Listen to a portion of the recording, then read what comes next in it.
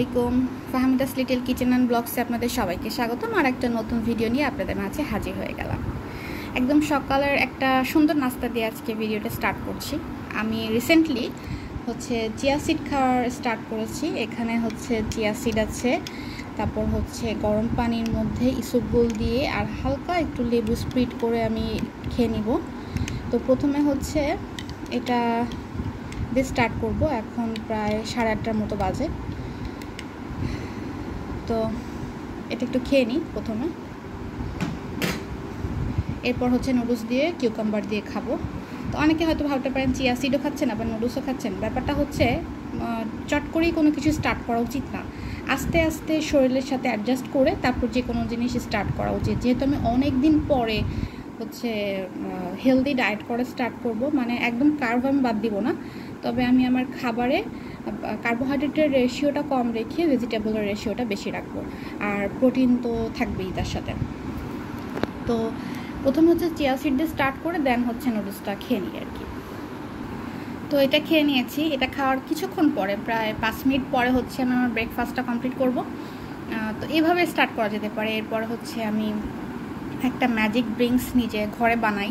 2020 সালে যখন কোভিড চলছিল তখন ওইটা স্টার্ট করেছিল এবং আমার ওজন প্রায় 1 মাসের মধ্যে 10 কেজি কমে গেছিলো। তো প্রথমে স্টার্ট করেছিলাম, ভালোই কাজ করেছিল। তো দেখা যাক এখন কতটা কমে। মোটামুটি আমার প্রবলেম যেটা হয়, আমি যখন ডায়েট করা স্টার্ট করি সবার আগে আমার মুখটুক শুকিয়ে যায় একেবারে, মানে বেলি ফ্যাটটা কম স্টার্ট হয়, রিডিউস হওয়া। আগে মুখটা আমার একদম শুকিয়ে এমন মানে রোগা সোগা মনে হবে, নিজেকে দেখতেই আর কি বিরক্ত লাগে।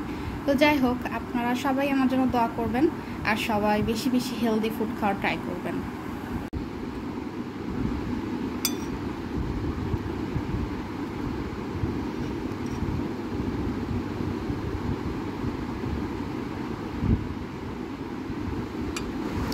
এরপরে যেটা করি, আমি একদম ফার্স্ট আওয়ারে রান্নাটা করে ফেলি।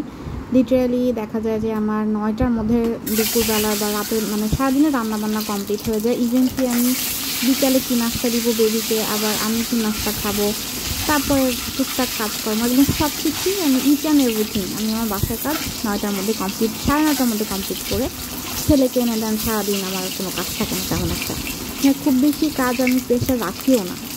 তো যাই হোক, আমি আজকে দুপুরবেলা ডিম ভুনা করে নিব। অনেক দিন যাবৎ ডিম ভুনা খাওয়া হয় না, সামনে গরম আসতেছে, এরপর তো ওভাবে খেতেও পারবো না। তাই জন্য যেটা করছিলাম আর কি, ডিম ভুনা করছিলাম চটজলদি। আর কিছু রান্নাও করতে মন চাচ্ছিল না, হয় না মাঝে মাঝে যে একদমই রান্না করতে মন চায় না, তখন না এরকম মানে চটজলদি একটু ডিম ভুনা, একটু আলু সিদ্ধ করে নেওয়া, তারপর একটু ডাল করে নেওয়া হালকা পাতলা। আর আমার ডাল রান্না করতে ম্যাক্সিমাম 15 মিনিট লাগে। তো এই কাজগুলো ঝটপট করে নিলে হয় কি সারাদিন একদম রিল্যাক্স মোডে থাকা যায়, বাচ্চাকে সময় দেওয়া যায়। আর যেহেতু আমার ছেলের পরীক্ষা সামনে, তো সামনে যে গরম আসতেছে, আমি তো সেই ভয়তেই মানে প্রিপারেশন নিয়ে রাখতেছি যে কী করা যায়।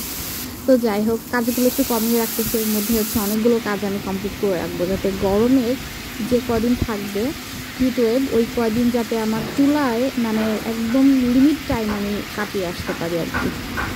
তো যাই হোক, পাশে কনস্ট্রাকশনের কাজ চলতেছে, এটার জন্য গরম আরও বেশি লাগে না বাসায়। তো সবাই একটু সাউন্ড এনজয় করবেন।